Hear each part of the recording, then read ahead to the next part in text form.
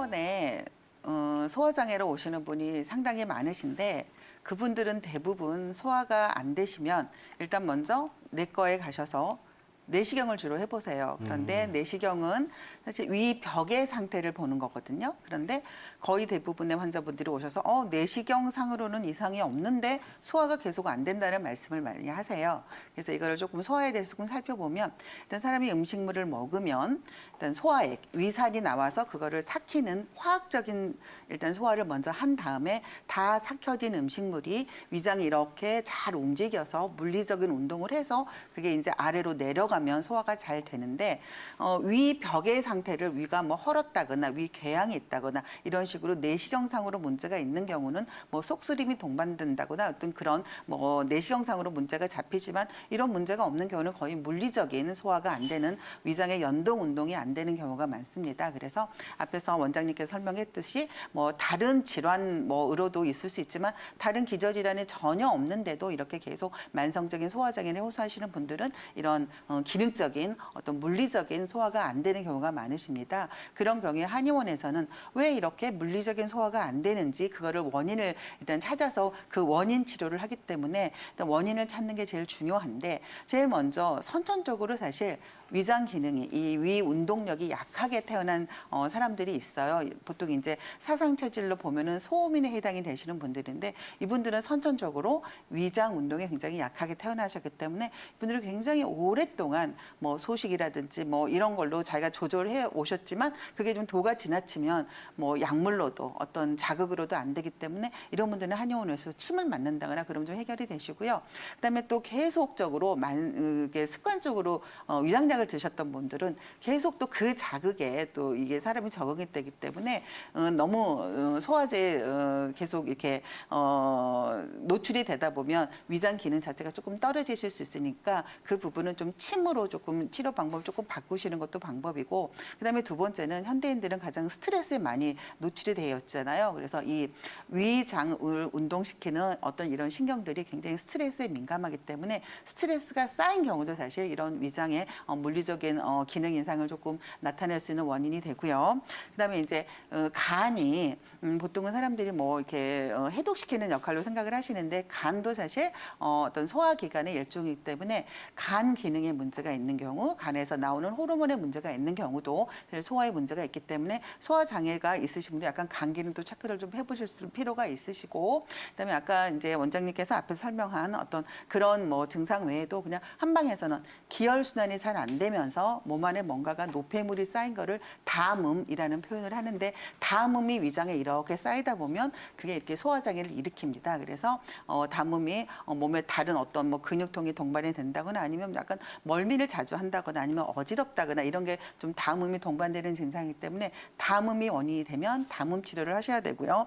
그다음에 또 기혈 뭐 순환에서 혈액 순환이 안 돼서 그거를 한방에서는 어혈이라고 얘기를 하죠. 어혈이 몸에 있어서 그것 때문에 소화장애를 일으킬 수도 있기 때문에 혹시 몸에 어혈이 쌓여 있는 어떤 그런 사인이 있으시면 그 어혈 치료를 하셔야 되고, 그다음에 요즘에 특히 여름에 올 여름에 너무너무 덥다 보니까 환자분들이 뭐 입맛도 없으시고 굉장히 소화장애 많이 호소를 하시는데요. 이런 경우는 어떤 경우냐면 지금 날씨가 너무 더운데 이게 몸이 너무너무 더워 있잖아요. 그런데 덥다 보니까 자꾸 찬물을 자꾸 많이 드셔요.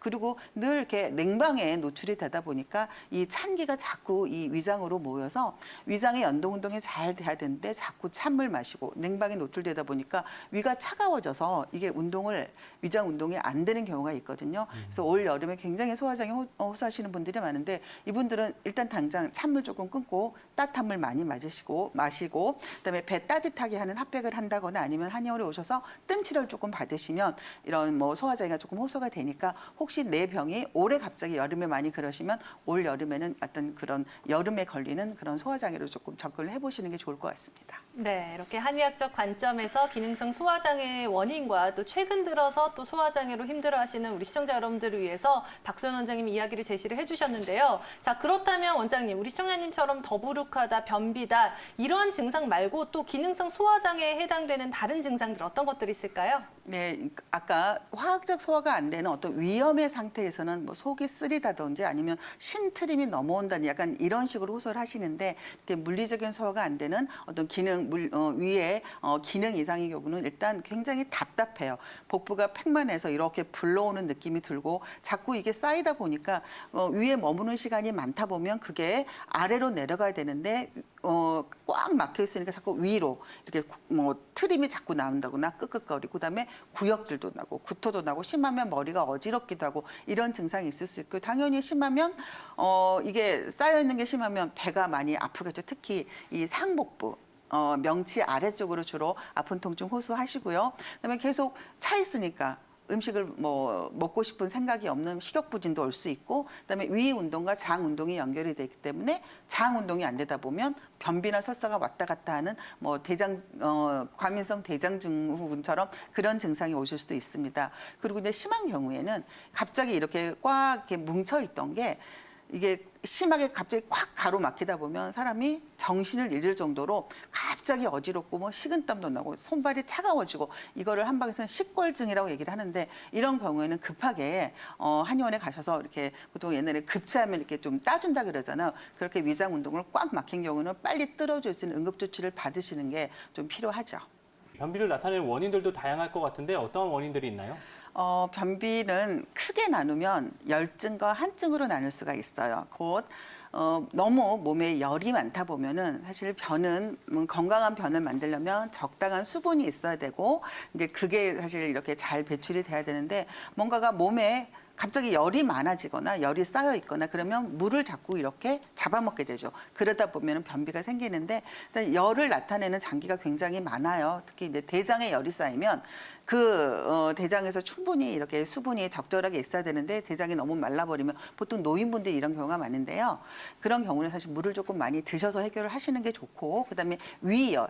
대장 가기 전에 위에 열이 많은 경우에도 사실 변비를 유발해서 아까 조금 전에 얘기했던 소화장애가 동반하는 경우에, 그런 경우는 혀를 보면 혀가 굉장히 빨갛고 갈라져 있는 경우가 많아요. 이렇게 위열 상태에서도 나올 수가 있고, 그다음에 간화라 그래서 아까 제가 조금 전에 소화장애를 일으키는 게 스트레스가 굉장히 상당히 관계가 있다 그랬는데, 이렇게 간에 열이 쌓인 경우, 그다음에 너무 사람이 화병이라 그래서 갱년기가 되고 사실 변비가 좀 있으신데 심장에 화가 쌓인 경우는 가슴이 답답하고 갑자기 우울하고 화가 벌컥 나고 잠도 못 주무시고, 이렇게 심장에 화가 있는 경우도 변비를 일으킬 수 있기 때문에 무조건 열이 많다 그래서 한 가지만 이렇게 치료를 할 게 아니라 원인이 되는 장부가 어딘지를 정확히 찾아보시고 그 화를 끄는 치료를 하셔야 되고, 그다음에 너무 장이 차가워도 위장은 텔레비전에서 유산균 선전할 때 장 운동을 볼록볼록하게 하는, 이렇게 부드럽게 움직이는 장의 연동 운동이 돼야 되는데, 너무 장이 차가운 경우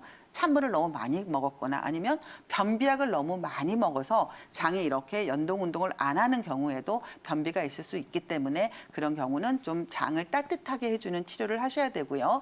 그다음에 기혈순환이 잘 안 돼서 몸이 담음이 쌓인 경우, 이 환자분처럼 이렇게 꼬르륵 꼬르륵 소리가 많이 나는 경우는 거의 담음에 의해서 변비가 생기는 경우니까, 이런 경우는 담음을 없애는 치료를 하셔야 되고, 그다음에 여성분들 같은 경우는 어혈 때문에 사실 변비가 있으신 분들이 있어요. 이런 분들의 특징이 뭐냐면, 어혈은 굉장히 배를 이렇게 눌러봤을 때 압통이 굉장히 심해요. 그리고 얼굴에 여드름이 조금 많이 나는 경우, 그다음에 보통은 변비가 있으시다가 생리를 하면 생리 중간에는 오히려 변비가 없어진다고 하신 분들은 거의 대부분 이 어혈 때문에 생기는 변비이기 때문에, 이런 분들은 어혈 치료를 하셔야 되고, 그다음에 또 드물게 허리가 아프면서 사실 변비가 생기는 경우도 있으시거든요. 이런 경우는 허리에 근육이 문제가 생기면서 이 허리 근육하고 연결된 이 복부 근육까지 문제가 생기면서 이게 장의 연동 운동을 방해하는 경우는 허리 치료를 해야 되는 경우도 있기 때문에, 변비를 단순하게 한 가지 원인으로 정리를 해서 그냥 무조건 변비약을 드시는 것보다는 원인을 정확히 찾아서 좀 치료를 하시는 게 맞는 방법이 되겠습니다. 네, 원인 장부에 따라서 정확한 치료가 필요하다라고 강조를 해주셨는데요. 원장님, 그래도 좀 치료보다는 변비약을 먼저 복용하시는 분들이 굉장히 많잖아요. 자, 오래 복용하거나 이렇게 단순히 복용만으로는 완벽하게 개선되기 어려운 거죠? 네, 그렇죠. 이제 변비가 평소에는 괜찮다가 갑자기 뭐 극심한 스트레스를 받았다거나 뭐 환경의 변화가 있다거나 아니면 갑자기 뭐 열받을 일이 있었거나 아니면 뭐 갑자기 찬 기운에 노출이 많이 됐을 경우에 변비를 3일, 4일 넘어가면 너무 불편하면 일시적으로 한두 번씩은 이용해 볼 수 있는 게 변비약인데 변비약은 어떤 원리냐면 장의 연동 운동이 정상적으로 안 돼서 음식물을 먹었을 때 충분한 정상적인 수분 흡수가 안 돼서 건강한 변이 안 만들어지고 배출이 안 되는 경우잖아요. 그런데 변비약은 일단 변비약을 먹으면 장의 운동을 굉장히 활발하게 자극을 해요. 그러다 보면 장이 막 빨리빨리 이렇게 움직이다 보면 수분을 흡수할 시간이 없게 돼서 그냥 이게 미처 이 건강한 변이 만들어질 시간을 안 주고 그냥 음식물 그 자체로 이렇게 확 떨어뜨리는 그런 역할을 하기 때문에 자꾸 사람들이 변비약을 먹다 보면 장이 기억을 해요. 아, 나는 이거를 먹어야 이렇게 장이 움직이게 되는 어떤 자기의 극치가 높아져 버리기 때문에 자꾸 변비약을 먹다 보면 이 장이 스스로 움직이는 연동운동하는 걸 잊어버리기 때문에 계속 센 자극을 원하게 되거든요. 그래서 변비약을 드시는 분들은 처음에는 뭐 몇 달에 한 번, 며칠에 한 번 드시다가 점점 그 양도 많아지고 기간도 좁아지는 게 결국은 이게 장이 강한 자극만을 원하게 돼서 그렇기 때문에 절대 변비약이 습관화가 되지 않도록 생활 습관으로 바꾸셔야 돼요. 물도 많이 드시고 음식도 통곡물이 많이 들어있는 거 드시고 당연히 뭐 과일 같은 거는 껍질째 드시고 채소 많이 드시고 그다음에 스트레스에 뭐 최대한 노출되지 않도록 좀 자제를 하시고 그다음에 이게 열성 변비면 약간 열을 끄는 치료, 냉성 너무 차가워서 생긴 변비는 배를 좀 따뜻하게 하는 치료, 원인 치료를 잘 받으셔서 무분별한 좀 변비약의 남용을 조금 금지를 하셔야 될 것 같습니다. 열사병 때문에 진짜로 사람들이 많이 이렇게 찾아오나요? 열사병 때문에 사실 쓰러질 정도면 한의원에 오실 수가 없어요. 그쵸. 바로 응급실로 왜냐하면 실려가죠. 열사병은 정말 심각한 질환인데 그냥 제 근래에 아주 가까운 친구가 네. 응급실에서 전화가 왔어요. 그러니까 본인은 너무 냉방병에 노출되다 보니까 조금 운동을 해야 될 것 같아서 야외에서 잠깐 한 5분 뛰었대요. 네. 그런데 갑자기 본인은 정신을 잃고 깨어났더니 3일 만에 깨어났다 그러더라고요. 체온이 43도까지.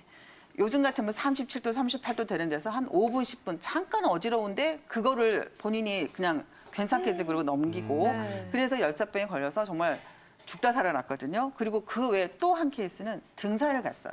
산에 가면 시원한 바람이 불 거라 생각하고 아무 준비도 없이 뒷산에 그냥 물 한 병 들고 갔는데 네. 쥐가 나면서 뭔가 느낌이 이상한 거를 그냥 바로 내려왔어야 되는데 그걸 어. 무시하고 올라간 거예요. 그래서 그분도 마찬가지로 체온이 오르고 땀을 너무 많이 흘렸는데 그때는 이온 음료를 먹어야 되는데 그냥 네. 냉수만 드시고 나서 그분도 거의 정말 생사의 지름길에서 아, 겨우 살아나시면서 와. 의외로 본인들은 이게 열사병이 아니라고 생각을 하시는데 네. 주변에서 너무 많아서 그냥 뭐 이렇게 더운데 갔더니 어지러워 이 정도 가지고는 열사병은 아니지만 그 단계를 넘어서 자기 뭐 생각했던 산에 오르고 운동 더 하고 그러다 쓰러지시는 분 많으니까 혹시 그냥 걸어 다니시다가도 어지러우시면 바로 그늘로 가시고 시원한 물 마시고 체온 조절 정말 잘 하셔야 됩니다.